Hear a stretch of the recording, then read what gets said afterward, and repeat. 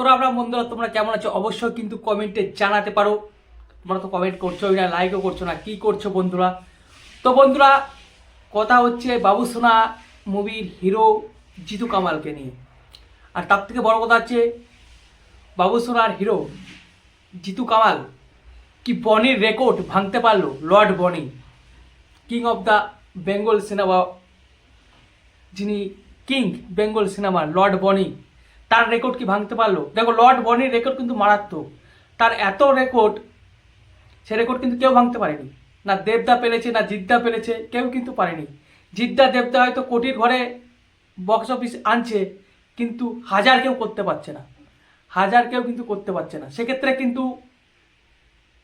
জিতু কামাল একটু করে দেখিয়েছে। যদিও দর্শক গেছে, কেন গেছে আমি জানি না বইটা দেখার জন্য। দর্শক গেছিল দেখতে, কিছু দর্শক, নাহলে কিন্তু সেও লর্ড বনির কিন্তু রেকর্ড ভেঙে যেত।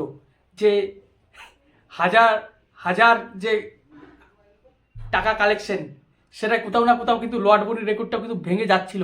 যাই হোক, কিছু দর্শক দেখতে গেছে। তো বাবুসোনা এমন একটা মুভি যেটা কিন্তু হাজারের ঘরে নাম লেখালো। কি করতে মুভি তৈরি করে আমি খুঁজে পাই না বন্ধুরা। এদের দুজনারই কিন্তু খুব প্রতিভা, মানে জিতু কামাল এবং লর্ড বনি। এত প্রতিভা, এত প্রতিভা এদের মধ্যে, যে দেবদা বা জিদ্দা যেগুলো করতে পারে না, এরা কিন্তু সেগুলো করতে পারে। জিদ্দা বা দেবদা কোটির ঘরে কালেকশন করে, কোটি কালেকশন করে, কিন্তু এরা হাজার হাজার কালেকশন করে, হাজার। তো যাই হোক, কিছু দর্শক দেখতে গেছে, একদিকে এরা কিন্তু ভালো কাজ করছে। কেন বলছি? দেখো, দেবদার যে কাজটা করছে খাদান, ওয়াল পশ্চিমবঙ্গের সমস্ত হলে চলেছে এবং পশ্চিমবঙ্গের অনেক মানুষ সেগুলো দেখতে গেছে, দেখেছে। কিন্তু সেখানে মুশকিলে পড়ে গেছে কিন্তু কাপেলরা। কাপেলরা কিন্তু খুব মুশকিলে পড়ে গেছিলো, কারণ ভাই হলে যেভাবে ভিড় ভিড় থাকে, সেখানে কাপেলরা ভাই কী করবে? কিন্তু সেই জন্য কিন্তু তৈরি আছে এই সমস্ত বই, এই বনি, লর্ড বনি এবং জিতু কামালের মতন যারা হিরো, তাদের ভাই তারা কিন্তু ভালো কাজ করছে। কারণ হল তো পুরো ফাঁকা, তা সেই সমস্ত মুভি দেখবে কারা? যারা কাপেল আছে তাদের জন্য একটা ভালো একটা সুযোগ। তো কাপেলদের জন্য তারা কিন্তু বইটা তৈরি করছে। আমি সত্যি সত্যি বলতে গেলে কাপেলরা যায় ইচ্ছা মতো চাকরি করার করে, কারণ কোনো লোক থাকে না। তো এইসব দিক থেকে তারা একটা ভালো কাজ করছে। যেটা ভাই পার্কে যে কী হবে, চলো হলেই যাই, সেজন্য কিন্তু ভালোটা কাজ করছে। তা এইসব লোকদের বলতে চাচ্ছি, ভাই তোমরা দয়া করে আর মুভি টুভি তৈরি করো না। তোমাদের রেকর্ড কেউ ভাঙতে পারবে না, আমার মনে হয় না তোমাদের রেকর্ড কেউ ভাঙতে পারবে। হাজার, মানে হাজারও পেরোচ্ছে না। হ্যাঁ, লাখ তো দূরের কথা, 1 লাখ যদি কালেকশন করতো তাও বুঝতে পারতাম। 80,000 90,000 টাকা কালেকশন করছে, কি মানে এত এত সুন্দর বই এরা তৈরি করছে, এদের জবাব নাই। এদের তো ভাই প্রণাম, যে একটা বই তৈরি করছে সেখানে 80,000 90,000 টাকাও পেরোচ্ছে না, এরা আবার বলে হিরো। এদের বইকে আবার কেউ সাপোর্ট করে না, বা এদের বইকে সাপোর্ট করতে হবে। আগে ভালো করে বইটা তো তৈরি করো বন্ধুরা, তবে তো বইটা লোকে সাপোর্ট করবে তোমাদের। তাও তো কিছু ছেলে মেয়ে দেখতে গেছিল, ওই তো বললাম কাপেল। না হলে ভাই জিতু কামাল কিন্তু বনির রেকর্ডও ভেঙে দিত।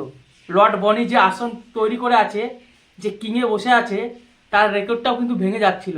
যাই হোক, তাও চলে গেছে, কিছু দর্শক দেখেছে, তবু কাছাকাছি গেছে বনির, যে 80,000 টাকা বা 90,000 টাকা কালেকশন করেছে। এত সুন্দর রেকর্ড, মনে হচ্ছে এখনই অস্কার পাবে এরা। তো এদেরকে বলবো, ভাই তোমরা দয়া করে আর বই তৈরি করো না। তোমাদের বই দেখে ভাই যারা সত্যি করে দেবদা আছে, জিদ্দা আছে, যারা সত্যি করে মুভি তৈরি করে, তারাও তোমাদের বই দেখে ফেললে ভাই ভুলে যাবে। তো অনুরোধ, তোমরা বই তৈরি করো না, তোমরা সিরিয়ালি করো। তোমাদের জন্য সিরিয়ালি ঠিক আছে, তো তোমরা সিরিয়ালি করো। আর যেটা বলছিলাম, রেকর্ড কিন্তু একটু হলেও ভাঙতে পারলো না আমাদের জিতু কামাল, নাহলে লর্ড বনি রেকর্ড কিন্তু ভেঙে দিয়েছিল, এটুকুই বলার। আর আজকে হচ্ছে সেই টান টান উত্তেজনার ম্যাচ, গরম মরু দেশের, মানে দুই প্রতিপক্ষ কিন্তু মুখোমুখি হতে চলেছে, ভারত বনাম পাকিস্তান। যে ম্যাচের জন্য গোটা বিশ্ব কিন্তু তাকিয়ে আছে। যদিও জানি খেলায় কি হবে, পাকিস্তান কোহারা হারবে, এটা বলার কিছুই নেই। তবুও যে জমজমাট আয়োজন, সেটা দেখা তো হবেই, খেলা তো দেখবই। তার আগে কালকে কি হলো, কালকে একটা খবর দিই তোমাদের। কালকে ছিল পাকিস্তানে ম্যাচ, ইংল্যান্ড বনাম অস্ট্রেলিয়া। সেখানে কি হলো বন্ধুরা, খেলা শুরুর আগে সমস্ত দেশের কিন্তু ন্যাশনাল অ্যান্থাম বা ন্যাশনাল সং, যাকে বলা জাতীয় সঙ্গীত, সেই দুটো সঙ্গীত কিন্তু বাজে। ইংল্যান্ডের খেলোয়াড়রা দাঁড়িয়েছিল ইংল্যান্ডের জাতীয় সঙ্গীত বাজলো, যখন অস্ট্রেলিয়ার সময় এলো, তখন কিন্তু একটা কাণ্ড হয়েছে বন্ধুরা। সেখানে কিন্তু বেজে উঠলো ভারতের জাতীয় সঙ্গীত, মানে আমাদের জাতীয় সঙ্গীত কিছুটা হলেও বেজে উঠেছে। তো তারপরে আবার অস্ট্রেলিয়ার জাতীয় সঙ্গীত, সেই নিয়ে কিন্তু তুমুল আলোচনা। তোমরা ভিডিওটা দেখো, খবরে যাও, খবরে দেখো যে যেখানে ভাই ভারত যাচ্ছে না সেখানে ভারতের ন্যাশনাল সং বা জাতীয় সঙ্গীত বাজছে। এটা একটা বিশাল একটা ব্যাপার আর কি। যাই হোক, বেজেছে। তো এই ছিল আজকের ভিডিও। অবশ্য তোমাদের কেমন লাগলো কমেন্টে কিন্তু জানাতে পারো। আর আজকের খেলা